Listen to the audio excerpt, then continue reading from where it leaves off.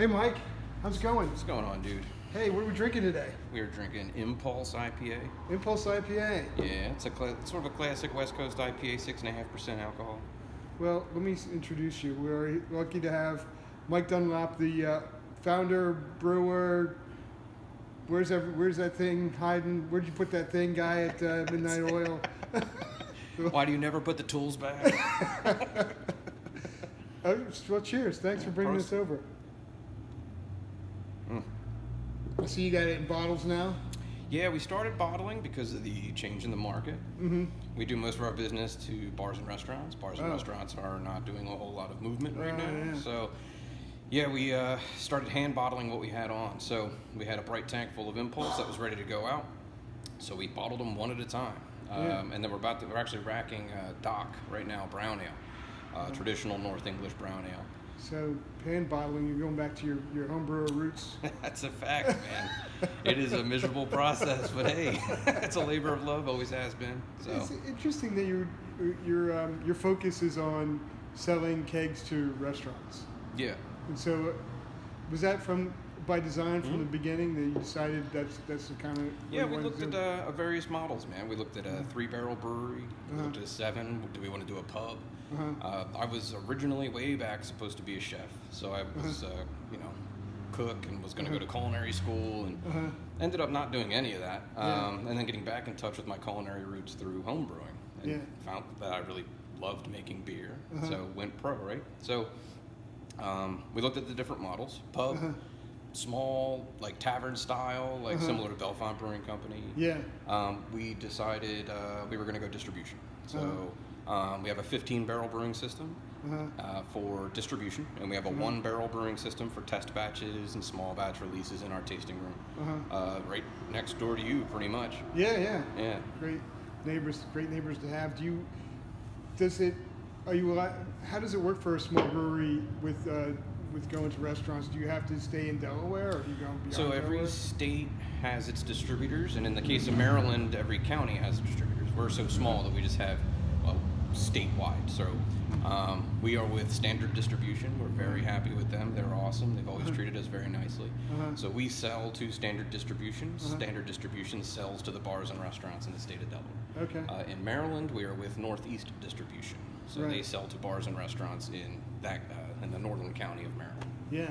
So when things go back to normal, when I go to a restaurant and I don't see Midnight Oil on tap on the thing, I'm just going to raise hell and just start busting the place up. Just start tipping over chairs. Like, nah, just let the bartender know. I would like to see Midnight Oil. If they hear it enough times, they'll mention it to their manager. Their manager will order some beer from Standard or Northeast Distribution. Awesome. What beers in that through that style have been like the most popular ones for you?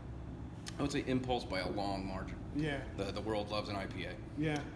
But our porter does really well. Gets requested fairly frequently. So that's Midnight Porter, our namesake. It was the first beer I brewed on the stove at home, and it was the first. That was my recipe. Of course, I bought from How Do You Brew kits and things. Your first beer was a kit from How Do You Brew? It was a Brewer's Best kit that we're looking at behind you right now. It was an Imperial Nut Brown. That was the first beer I ever brewed.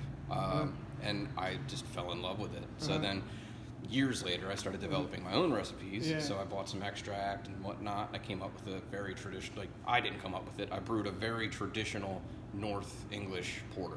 And that's what we brew across the street today. Oh, cool. And so when you were transitioning from homebrewer to, pro, I mean, Midnight Oil is not like just a clever pun. It's like you're there. Your investment in time is enormous. Yeah. Is it more than you expected when you started? No, I actually expected it to be long hours, and so, I have a day job. Pretty much everyone at Midnight Oil has a day job. There are very few of us that do not also have a day job. Yeah, I would say you're not alone. I think most professional brewers in Delaware, a lot of them that I've talked to. But that was part of when you were going into it. You were expecting that. Yeah, because that's how I brewed at home. So I was brewing 5 times a week. Don't tell the government. In my garage. So I was brewing up a bunch of homebrew, trying to get these recipes right, and I just especially after we made the decision to try and go pro, just brewing and brewing and brewing. So I would get home from work anywhere between 5 p.m. and 10 p.m. and start brewing a batch of beer. And then it was not uncommon for me to hit the hay around 4, wake up again at 6:30, and go back to work. Yeah. So it's pretty much the same schedule now. We're there around the clock. There's always somebody there doing something. So. Yeah. How has this? I mean, this thing that's going on now, obviously, is just devastating. How are you guys trying to get through it? Well, we had so I handle the brewing end of things as far as the business goes. But there's also a partner that unfortunately the internet doesn't hear about too much, and that's TJ. TJ is really doing a great job keeping us agile, keeping us as soon as a piece of funding becomes available for us. We're on top of it, so we've applied for it moments later. So we're trying to get as much funding as we can to just stay afloat and keep our people paid, and keep the beer flowing. We are shifting to hand bottling, but we're actually buying a cheaper bottling line. So it's still very manual, but it's a 4-head bottling. I wouldn't even call it a line, but a bottler. Yeah. We have cans of Cataclysm. Is it going to be 22 and 12 ounces, or just 22s? We're going to stick with 22s for now, and then we might break into some 12s maybe later in the year, because it sounds like even with phase 3, which was the last thing the governor said that we'd be working on, we won't be allowed to have maximum occupancy back in the tasting room, and probably not for any bars and restaurants as well. So I think it's still going to be off-premise, meaning bottle format or can format. So we'll be doing a lot more canning, probably strictly Cataclysm for the time being, and then we'll doing a lot of bottling with the rest of our brands. I love Cataclysm. You've seen that in a lot of our videos. In fact, I had one last night. It made me lose a poker tournament I was in. That'll do it. Well, come on, man. It's not ashamed of what it is, man. Hey, Mike, thanks so much for coming in. This is awesome. Thanks for sharing your story and your beers with us. Yeah, buddy, let me top off so we can get a little cheers here, man. That's right. Bad luck to cheers with an empty glass, bro. Pour with vigor. All right, cheers. All right, thanks, Mike.